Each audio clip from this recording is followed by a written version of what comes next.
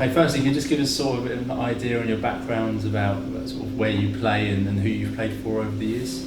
Well, I joined Wimbledon at the age of 12. Before that, I was at Tooting and Mitcham, just in the youth team and things like that.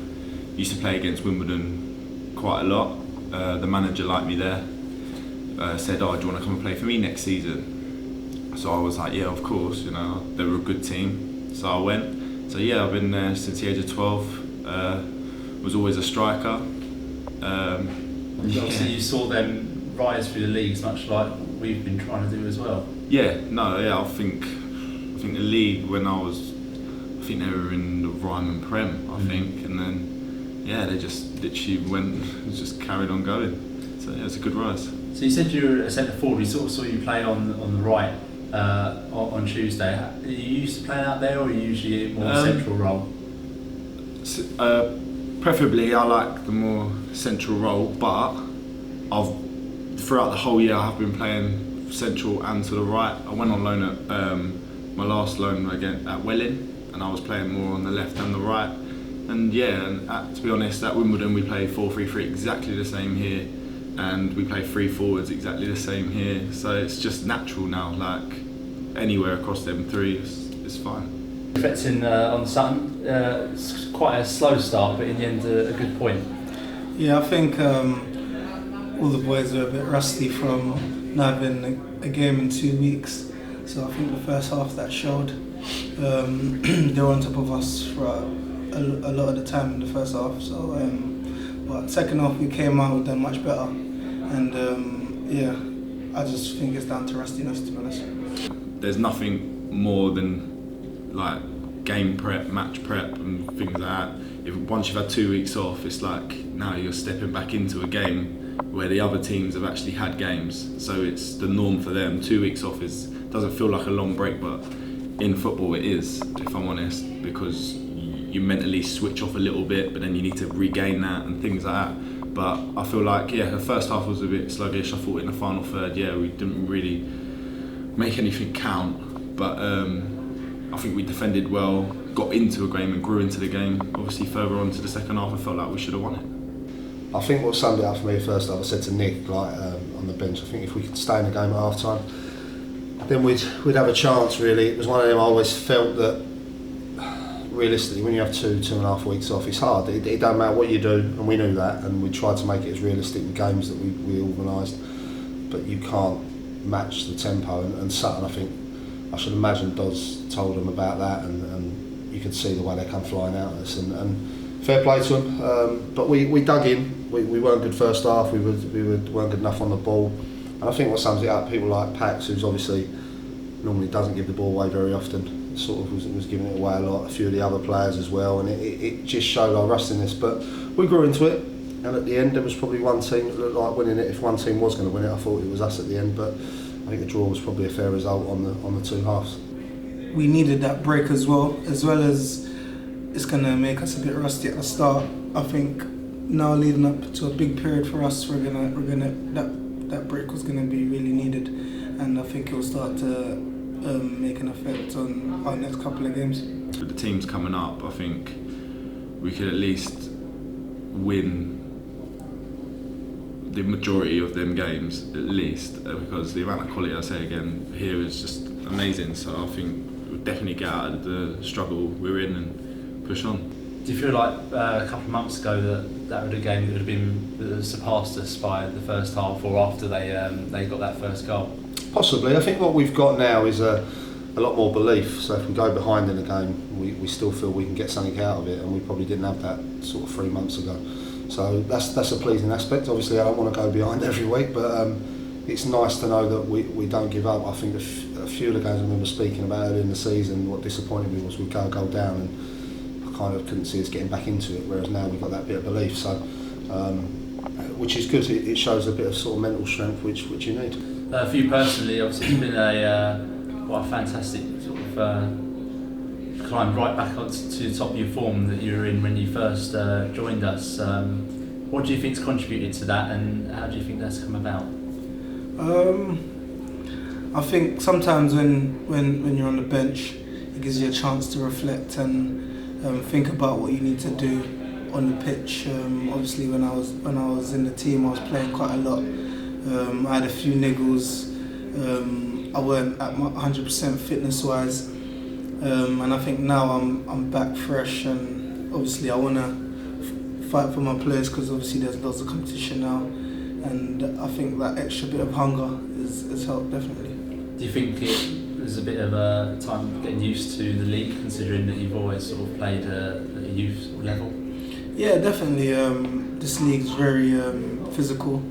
Obviously, I'm not really used to that. Not consistently over a whole season. It's probably my first full season in men's football, even though it hasn't even been a full season. But yeah, so I'm still adapting. I'm enjoying it as well. So yeah, that's the main thing. We've been asking for a penalty for months, and now two have come along at once. Jamal's got to be the coolest man in the stadium when he steps up, isn't he? Yeah, he's a lot cooler than me, I've got to tell you. After watching that, he had a little stutter on the first one the other day, and then obviously the one the other night. Yeah, and the worst thing, I had a lot of players in my eye line, so I couldn't actually see when he struck the ball. All I saw was the keeper go the right way, so I was waiting for the save. But thankfully it went in. I thought he deserved the penalty. I know people questioned it, and some thought it was a little bit harsh, but for me it was a penalty, and yeah, he's tucked it away nicely. Obviously it isn't that, it's a lot of pressure in my head, but I try and block everything out and just concentrate on what I need to do. I know the slow run up, people don't really like that because it makes them a bit nervous, but that's my style, that's how I've always taken them, and they've always worked for me, to be fair. We also saw the introduction of George Oakley, centre forward, but he was sort of playing over on the right, much like Delaney was before. How do you think he did?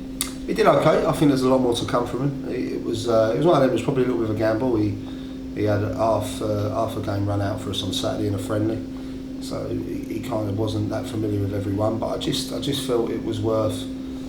I didn't want to get away from too much of the shape that had worked for us recently in the last sort of 5 games. So I wanted to stick with that. He's someone that when I've watched him play this season for Welling, he played on that right side, and he probably played a lot deeper than I would have liked. But I think that was down to the fact we didn't start the first 45 well, so he was having to do a lot of defensive work, which he did well, but it meant we didn't see enough of him in the forward areas. Well, I like to think that I work hard and I make lost causes count.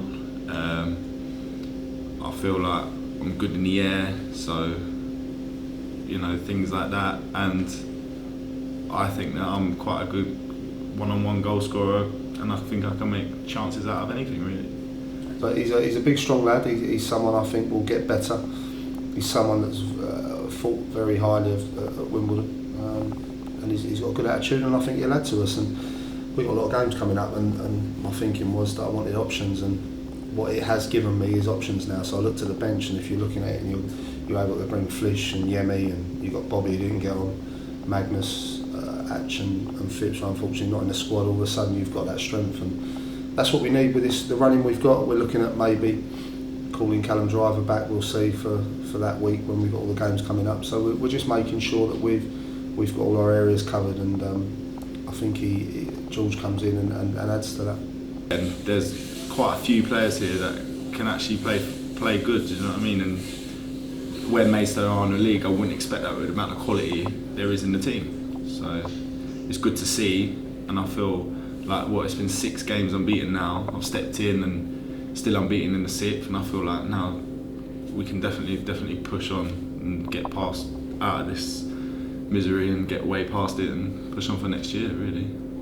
Of course, on Tuesday we saw the opening of the North Stand, and obviously your boy Fran got to open it. How was it for you stepping out there as you walked across the pitch and also during the game? It was a bit strange at first because I normally come out and look to the left and give the supporters a clap, and when I looked there was no one stood there, so that was a bit strange, but no, it was brilliant. It was the whole atmosphere, and it felt like, I know it sounds silly, it felt like a proper football stadium. When we were sat on the bench and you're looking at the atmosphere, it just looked like a complete war of black and amber, which was great. And fans were wicked. It was just a great occasion. Yeah, I think we'll have to have to look about shooting opposite ends now. I was going to ask that, because I know you're a man of superstition. I've heard stories about wearing broken watches for games and stuff like that. So I was wondering whether that would be something you look to do this season, or maybe save for next season. Yeah, I don't know how comfortable I'll be with it, but I was kind of expecting the supporters to all change in. I thought that was how it happened. They didn't, and I understand why, but it's something certainly we'll have to think about, but certainly we'll wait till our sort of unbeaten run ends before we think about that. Moving on, obviously you've got a massive game down at Woking on Saturday. Do you feel that obviously after the break and a good second half that you go in with a good bit of momentum? Yeah, definitely. We're 6 unbeaten now, I think, and the last few games we've played excellent, bar the first half, which is down to rustiness, I think. But yeah, we've been playing some really good football the last month. So we need to just take that into Woking, who will be fighting for their lives as well as we. So yeah, it'll be a good game. I don't want to build it up too much. It is a big game, but we've got 9 games left to get the points we need to stay in the league. So they're all as big as the next, and there's no good. I know people keep saying we must win Saturday, but there's no point in winning Saturday and then losing your next 7. So for me, they're all as big as each other. We're treating each game individually, and we're looking forward to it. I'm looking forward to it. It's a game that's got sort of obviously a lot on the line, big 3 points, and we can look forward to it. And then once we've done that, hopefully we can get 3 points and move on to the next one. But it'll be tricky. I know it's quite boggy up there. The pitch is not in the best of conditions, and it's going to be a bit of a battle. But it's a game that we go there on a good run. They're on the back of a good result, and I'm sure both teams are going into it confident. You know, every game's a big game at the end of the year, at the end of the season, and especially with where we are in the table. But yeah, this is obviously a big game because we're level on points, things like that. And I think, yeah, it'll be a tough game, but I think mentally we'll be ready for that, so it will be fine. The one thing that sticks in the memory from when they came down here was their centre forward play, who obviously was keeping Delano out the side, so that shows what kind of player he is. Have you got any specific plans to try and deal with him?